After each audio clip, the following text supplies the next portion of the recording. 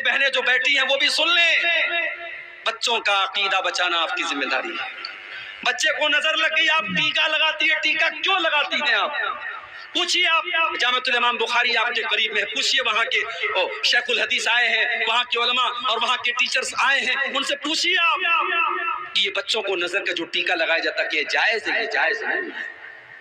بچہ بیمار ہو گیا، کسی نے آپ سے کہا دھاگا پہنا تو دھاگا پہنا دیا آپ نے، تعویذ پہنا دیا آپ نے، یہ بھی شرک ہے میری ماؤں بہن، یہ بھی شرک ہے۔ اور اللہ کے نبی کی حدیث ہے من علق تمیمۃ فقد اشرک، جس نے تعویذ پہنا، جس نے تعویذ لٹکایا اس نے شرک کیا۔ اگر اپنے بچوں کو آپ تعویذ پہنا رہے ہیں، پڑھتے رہو، رفع الیدین کر کے نماز پڑھتے رہو، سینے پر ہاتھ باندھتے رہو اور آمین زور سے بولتے رہو، مگر تم اہل حدیث نہیں ہو سکتے، تم سلفی نہیں ہو سکتے جب تک تمہارا عقیدہ درست نہیں ہے، تمہاری توحید صحیح نہیں۔ اپنی توحید کی حفاظت کرو میرے بھائی، اپنے بچوں کی توحید کی حفاظت کرو۔ ابراہیم علیہ السلام جیسا پیغمبر دعا کرتا ہے وَجُنُبْنِي وَبَنِيَّ أَن نَّعْبُدَ الْأَصْنَامَ، اے اللہ تو مجھے بھی بت پرستی سے بچانا اور میری اولاد کو بھی تو شرک سے بچانا، میری اولاد کہیں بت پرستی میں نہ پڑ جائے، میری اولاد کہیں شرک میں نہ پڑ جائے۔ اگر ابراہیم جیسے پیغمبر کو اپنی اولاد کی چنتا ہے تو آپ کو بھی چنتا ہونی چاہیے، آپ کو بھی فکر ہونی چاہیے اپنی اولاد۔ اور آگے بڑھیے، نبی اکرم سے پوچھا گیا سب سے بڑا گناہ کیا ہے؟ آپ نے فرمایا کہ اللہ کے برابر کسی کو قرار دینا۔ پوچھا گیا اے اللہ کے نبی اس کے بعد سب سے بڑا گناہ کیا ہے؟ آپ نے فرمایا ان تقتل ولدک خشیۃ ان یطعم معک، اپنی اولاد کو قتل کر دو اس ڈر سے کہ وہ تمہارے ساتھ کھائے۔ آج کل نعرہ لگتا ہم دو ہمارے دو، تیسرا آ جائے گا تو کھلائیں گے کہاں سے؟ تو کھلاتا ہے کیا؟ تیری اوقات ہے؟ تیری اوقات ہے تو کھلائے گا؟ نہیں۔ اگر یہ سمجھتے ہو کہ تم اپنے بچوں کو کھلا رہے ہو، اس غلط فہمی کو دور کر لو میرے بھائی۔ وَلَا تَقْتُلُوا أَوْلَادَكُمْ خَشْيَةَ إِمْلَاقٍ، اپنی اولاد کو قتل نہ کرنا، کبھی اپنی اولاد کو یہ سوچ کر کے قتل نہ کرنا کہ ہم ان کو کہاں سے کھلائیں گے۔ نحن نرزقهم وإياكم، ان کو بھی روزی ہم دیتے ہیں اور تم کو بھی روزی ہم دیتے ہیں۔ اولاد کی روزی اولاد لے کے آتی ہے میرے بھائی۔ کبھی غور کرنا شادی کے پہلے آپ کتنا کماتے تھے اور شادی کے بعد پھر آپ کتنا کمانے لگے، اور جب بچہ پیدا ہوا اگر ایمانداری سے بات کرو، بچہ پیدا ہونے کے بعد اللہ تعالیٰ اور روزی میں برکت دیتا ہے، کیونکہ بچہ جب پیدا ہوا اپنا مقدر وہ لے کے آیا، دوسرا بچہ پیدا ہوا اپنا مقدر لے کے آیا۔ بچے اپنی روزی اپنا مقدر لے کے آتے ہیں، یہ کبھی مت سمجھنا میرے بھائیوں کہ اپنے بچوں کو تم کھلا رہے ہو۔ اور اگر ہاں بیٹی پیدا ہوئی آپ کے گھر میں، میرے گھر میں جب تیسری بیٹی پیدا ہوئی ہمارے مدرسے میں ایک LIC والا آیا، اس کو کسی نے بتا دیا مولانا صاحب کی بیٹی پیدا ہوئی تھی، اس نے کہا مولانا صاحب بیٹی پیدا ہوئی؟ میں نے کہا ہاں۔ وہ مجھ کو سمجھانے لگا آپ کی بیٹی ابھی بڑی ہوگی، شادی کرنا پڑے گا، بہت خرچہ آئے گا، اس کو پڑھانا ہوگا، یہ کرنا ہوگا، آپ یہ پالیسی لے لیجیے 18 سال، ابھی آپ دھیرے دھیرے پیسہ جمع کریں گے، 18 سال بعد آپ کو اتنا پیسہ ملے گا، جب آپ کی بیٹی جوان ہوگی آپ کے پاس شادی کے لیے پیسہ ہو جائے گا۔ یعنی آج بیٹی پیدا ہوتی نہیں ہے کہ لوگوں کے ماتھے پر چنتا کی لکیریں آنے لگتی ہیں، لوگ پلان بنانے لگتے ہیں 18 سال بعد کا۔ وجہ کیا ہے میرے بھائیوں؟ آج بیٹیوں کو بوجھ بنا دیا گیا ہے۔ آج بیٹی اگر پیدا ہو جائے تو ماں باپ کا چہرہ بھی اداس ہو جاتا ہے کہ تو بہت بڑی ذمہ داری میرے گھر میں آ گئی، بیٹا ہوتا تو کما کے لاتا، یہ تو بیٹی آ گئی، اب تو اس کی شادی بھی کرنا ہوگا، اس کو پڑھانا بھی ہوگا، اس کے اوپر خرچ کرنا ہوگا، اور شادی کے موقع پہ لمبا چوڑا جہیز بھی دینا پڑے گا۔ میرے بھائیوں ہم نے اپنے رسم و رواج کی وجہ سے اور اپنے جھوٹے رسم و رواج کی وجہ سے ہم نے بیٹیوں کو بوجھ بنا دیا ہے۔ معاف کرنا، بیٹی بوجھ نہیں ہے، بیٹی لعنت نہیں ہے، بیٹی تو رحمت ہوتی ہے، بیٹی تو جنت کا ٹکٹ لے کر کے آتی ہے۔ اللہ کے نبی فرماتے ہیں من آل جاریتین حتی تبلغا جاء یوم القیامت انا وہو کہاتین۔ آپ نے اپنی دونوں انگلیوں سے اشارہ کر کے فرمایا کہ دو بیٹیوں کو جس نے پالا اور دو بیٹیوں کی جس نے صحیح طریقے سے پرورش کی، وہ جنت میں اپنے نبی کے ساتھ رہے گا، وہ قیامت کے دن اس طریقے سے نبی کے ساتھ آئے گا جیسے یہ دونوں انگلیاں ایک دوسرے کے ساتھ آتی ہیں۔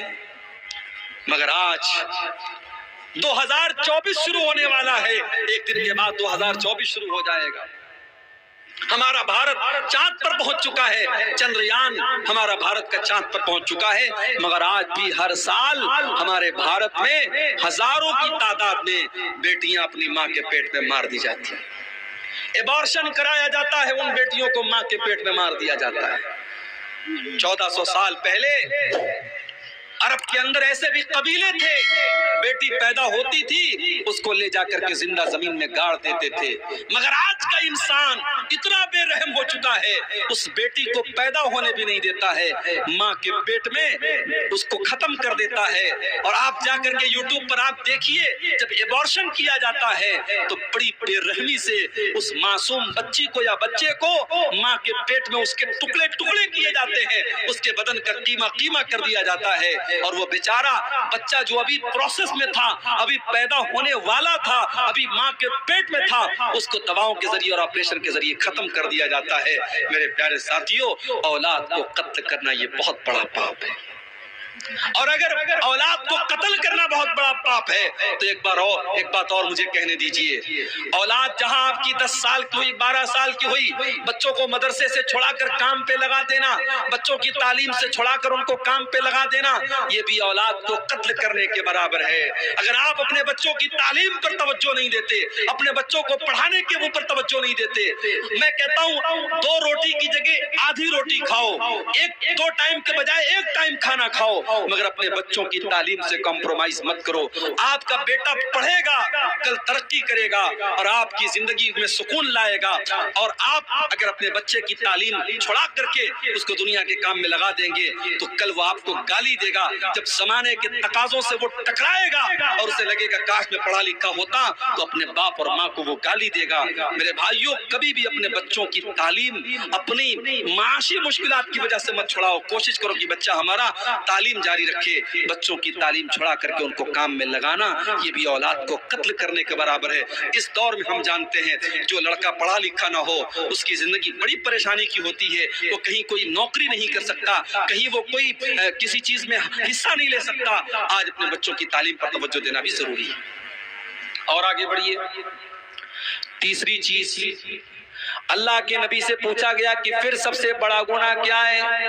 آپ نے فرمایا انتو زانیہ حلیلۃ جارک، اپنے پڑوسی کی بیوی کے ساتھ زنا کرنا۔ زنا کرنا تو کسی بھی عورت کے ساتھ حرام ہے، مگر پڑوسی کی بیوی کے ساتھ زنا کرنا یہ زیادہ بڑا گناہ ہے، کیونکہ پڑوسی کے اوپر بھروسہ کرتا ہے، پڑوسی کے اوپر وشواس کرتا ہے۔ اگر پڑوسی کی بیوی کے ساتھ اور پڑوسی کی بیٹی کے ساتھ اور پڑوسی کی بہن کے ساتھ کوئی غلط کام کرتا ہے تو یہ اس کے پڑوس کا اس نے حق مارا ہے، اس نے پڑوسی کے ساتھ حق تلفی کی ہے، پڑوسی کا بڑا حق ہے۔ میرے بھائیوں، زنا کو تیسرا بڑا گناہ قرار دیا گیا۔ آج زنا بھی عام ہو رہا ہے۔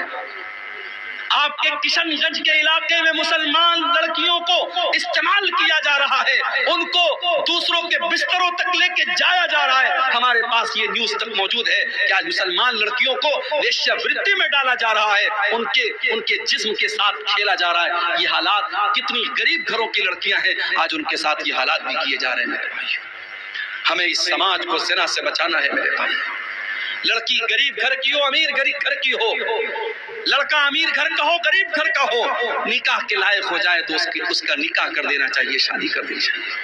اور شادی کے راستے میں جو رکاوٹیں ختم کرو ان کو۔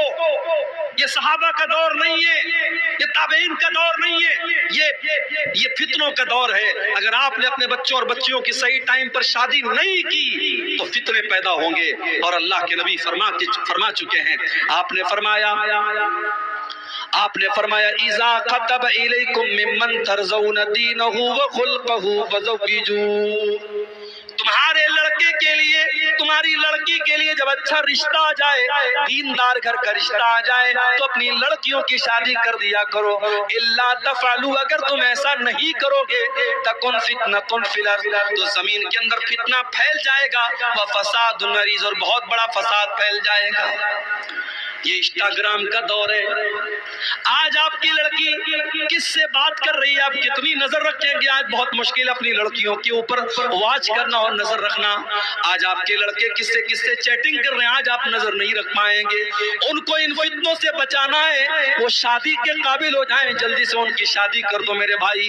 اس دور کے بہت بڑے فتنوں میں سے شرمگاہ کا فتنہ ہے، اسی لیے اللہ کے نبی فرماتے ہیں من یضمن لی ما بین لحییہ وما بین رجلیہ اضمن لہ الجنہ، جو مجھے زبان کی گارنٹی دے دے اور شرمگاہ کی گارنٹی دے دے، میں اسے جنت کی گارنٹی دیتا ہوں۔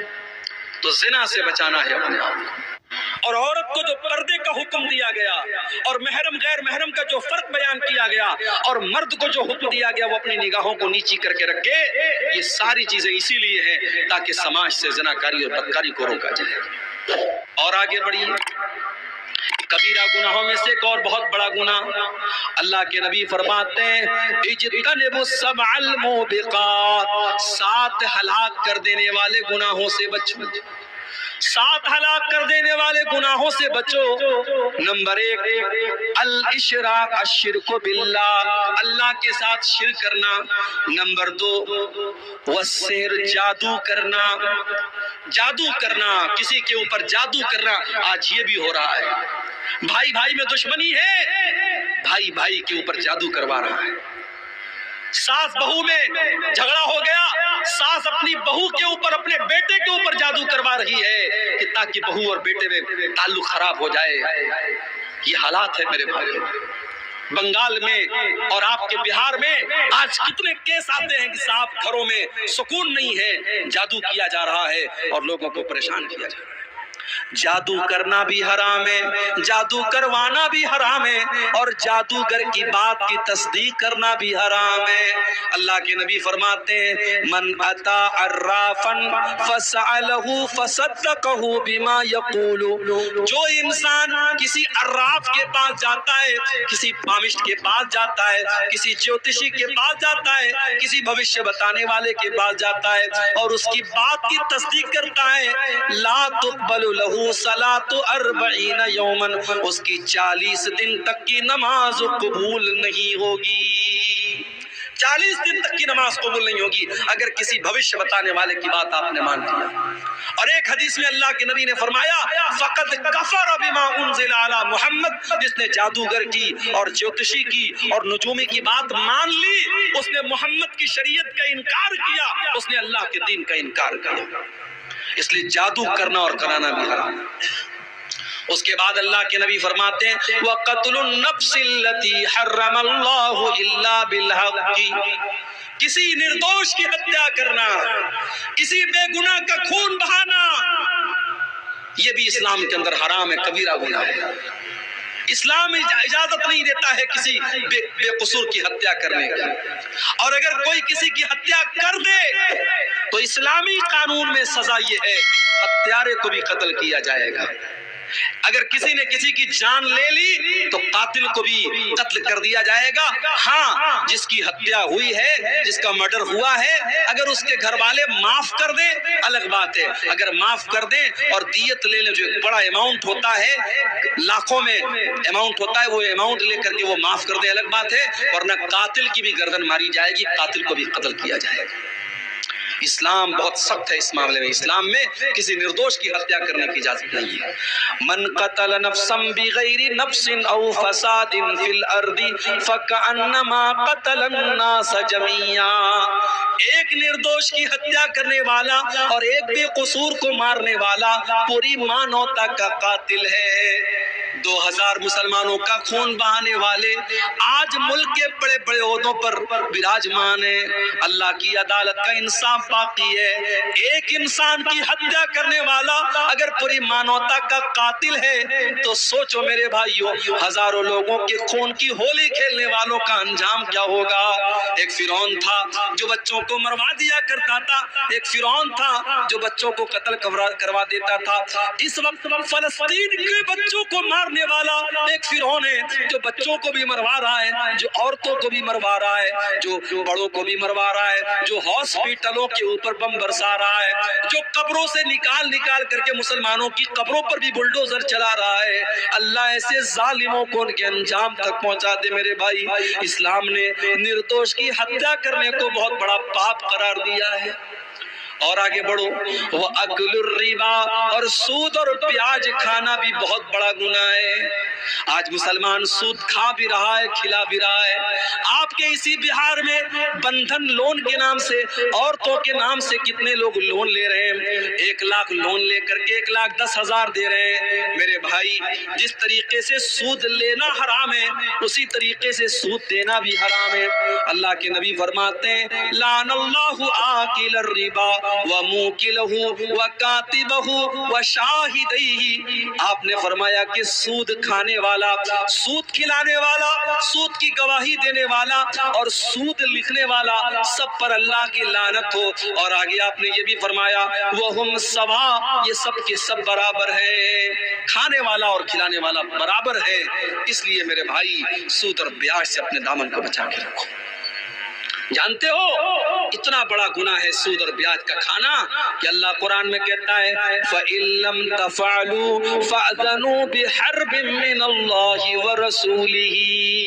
اے بیاج کھانے والو، اے بیاج خورو، اے سود خورو، اگر تم اپنے بیاج کھانے سے باز نہیں آؤ گے تو اللہ سے جنگ کرنے کے لیے تیار ہو جاؤ، اس کے رسول سے جنگ کرنے کے لیے تیار ہو جاؤ۔ ارے کون ہے جس کے اندر اللہ سے جنگ کرنے کی طاقت ہے؟ کون ہے جس کے اندر اللہ سے لڑائی کرنے کی طاقت ہے؟ تو سود کھانا بھی بہت بڑا گناہ ہے۔